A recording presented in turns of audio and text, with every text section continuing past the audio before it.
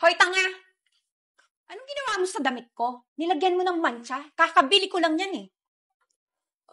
Sorry, Bel. Hindi ko sinasadya.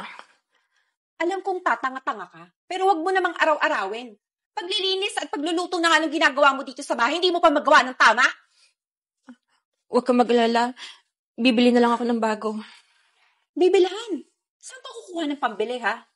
Alam mong hirap sa'yo. Hindi ka kasi nakapagtapos, kaya hindi ka makahanap ng magandang trabaho. Teka, nadala mo ba yung order kay Jane?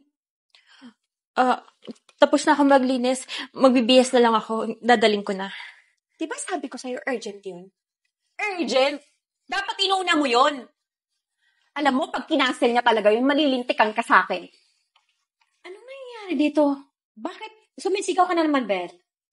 Paano na yung sampid mo? Tatanga-tanga. Sinira niya yung damit ko. Alam mo, sarap tadyakan yan eh. Bel, dahan-dahan ka nga sa pagsalita mo. Kapatid mo pa rin si Rachel.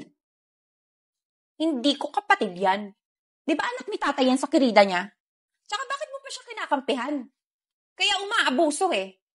Hoy, ikaw. Pag kinansel talaga ni Jane yung order niya sa akin, malilintikan ka talaga.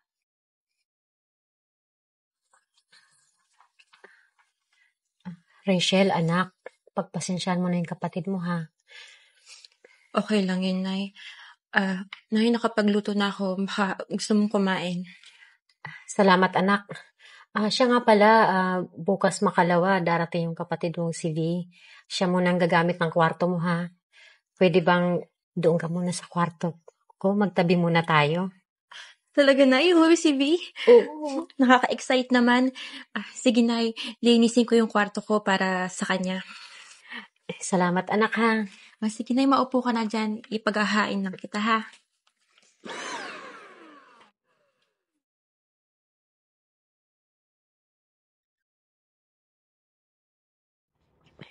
Ang tagal naman nila, anak. Tara ate, pasok ka. Nay, nandito na kami.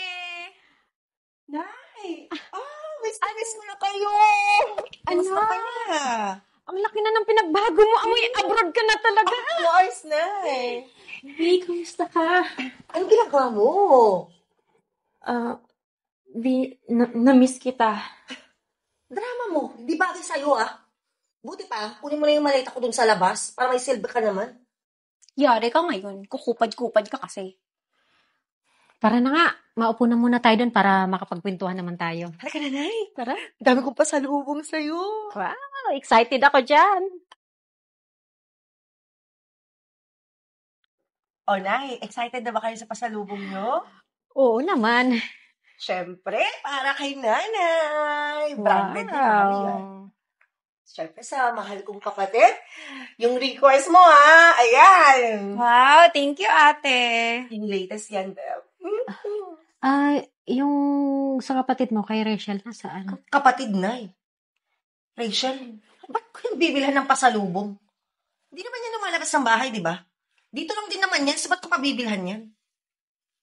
Sinabi mo pa ate. Ewan ko ba dyan?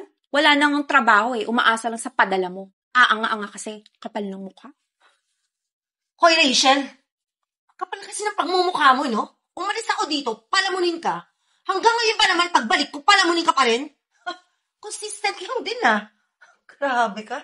Tama na nga yan kayo. Dahan-dahan naman kayo mga sinasabi nyo, kapatid nyo pa rin yan. Nay, ano ka ba? Hanggang ngayon pa rin ba? Ganyan ka pa rin talaga sa kanya. Ano pinakain sa'yo yan, ha? Anak lang naman to sa labas, Salot yan. Ewan ko ba dyan kay nanay? Ini-spoiled. Hoy Rachel, pipi ka ba ha? Magsalita ka nga. Pasensya na kayo, Gusto ko naman talagang tumulong kaso... Kaso ano? Bobo ka? Alam mo naman namin yun eh. Pero sana magbago ka na. Kung hindi lang naman dahil sa business ko at sa padala ni ate, wala ka eh. Tama na nga yan kayo. Rachel, anak, mabuti pa, maghahain ka na lang ng pagkain natin. Sige, Nay. Yan. Sige, kampehan mo pa, Nay. Kahit kailan ka talaga. Pagpahinga mo sa mga.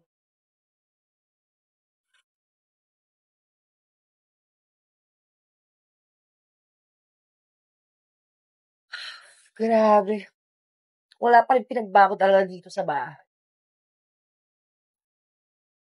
Sino to? Hello, girl! Oh, kumusta na? Patawag ka?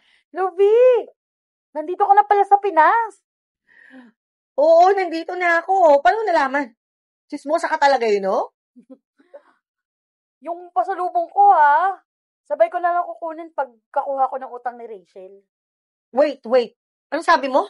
May utang si Rachel sa'yo? Hayop talaga yung babaeng yan, ha? Salot talaga yan sa pamilya namin. Makakatikim sa akin yan. Naku, hindi mo pala alam. Sige, sa isang araw na lang, B. Kita na lang tayo.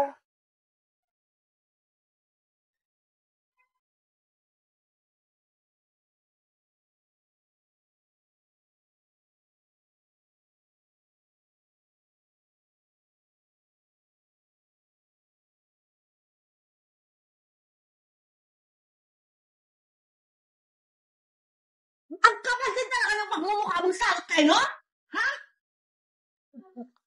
Bi, anong ginawa ko? Nagtanong ka pa? Hayop kang babae ka? Ang kapal ng pagmumukha mo para utangan yung mga kaibigan ko, ha? Sabihin mo sa akin, sino pa mga inuutangan mo? Kakahiya ka? Salot ka talaga? Sorry, Vi. Babayaran ko naman yun eh. At saan ka kukuha ng pambayad? Sa amin? Wala ka nang trabaho, may gana ka pang mag-utang. Hindi mo din eh, no? Tama na nga yan kayo. Oo. Tama kayo. Wala akong trabaho. At wala akong kakayang kumita ng pera. At oo, tama din kayo. Naanak ako sa labas. Alam ko naman yun eh. Pero alam nyo ba lahat ng sacrifice para sa pamilyang to? Alam nyo ba lahat ng hirap na pinagdaanan namin ni nanay? Alam nyo ba yun? Rachel, anak, tama na. Hindi, Nay. Kailangan nilang malaman to eh. Bel, nung sinabi mo gusto mong mag-business, pero wala kang sapat na ipon, yung parang binigay sa'yo ni nanay, ipon ko yun. Sinabihan ko lang si nanay na huwag sabihin sa'yo. Pinili kong manahimik. Kasi masaya na ako makita masaya ka sa ginagawa mo. V, alam ko, di mo kaya tagapin bilang kapatid mo. Pero pinagsiniksik ako yung sarili ko sa'yo kasi mahal kita. At saka yung utang na yun para yung sa gamot ni nanay. Kasi may sakit siya. Hindi niya sinabi sa'yo yun kasi alam niya nahihirapan ka sa ibang bansa. Nagulat kayo, no? Nagulat kayo? Ayaw sabihin natin sa inyo yun. Kasi ayaw niyo mag-alala kayo. Nay, totoo ba to? Anak, patawarin niyo ako ha. Kasi alam ko naman busy kayo palagi. Si Rachel lang naman ang lagi ko nakakausap.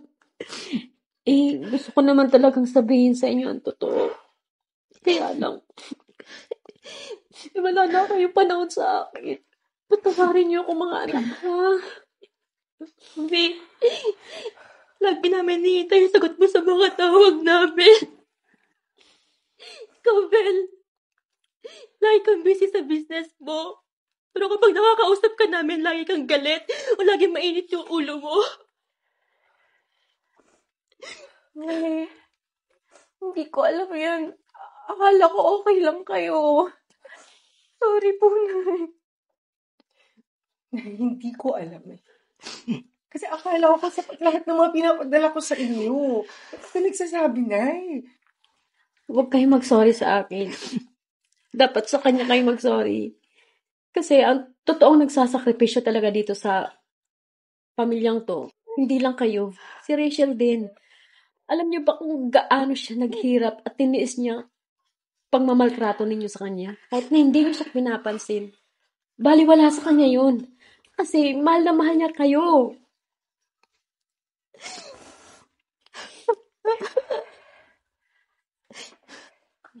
Ate Rachel, tawarin mo ko. Kasi hindi ko naman alam eh. Tawarin mo ko sa lahat.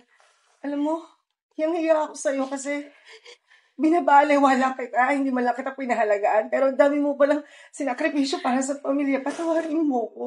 Patawarin mo ko, ate. Ate Rachel, sorry. Alam ko hindi sapat yung sorry sa lahat ng mga nagawa ko sa'yo. Salamat sa pag-aalaga kay nanay. Salamat din sa pagbigay sa akin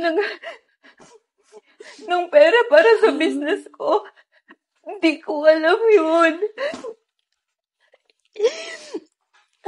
Alam niyo ba, matagal ko na pinagdarasal ng pagkakataong to. Natawagin niyo ko, ate. Ito lang na may mahalaga sa akin eh. Yung makita kong kumpleto tayo na masaya tayo. Kahit nasaktan niyo ako, kahit pagsalita niyo ako ng masama, napapatawad ko kayo kaagad kasi mahal ko kayo. Ito na, natupad na yung hilig ko. Magkasundo-sundo tayong lahat. Alam niyo mga anak, ang saya-saya ko kasi unang beses ko kayo nakitang magkakasundo. Mahal na mahal ko kayo mga anak.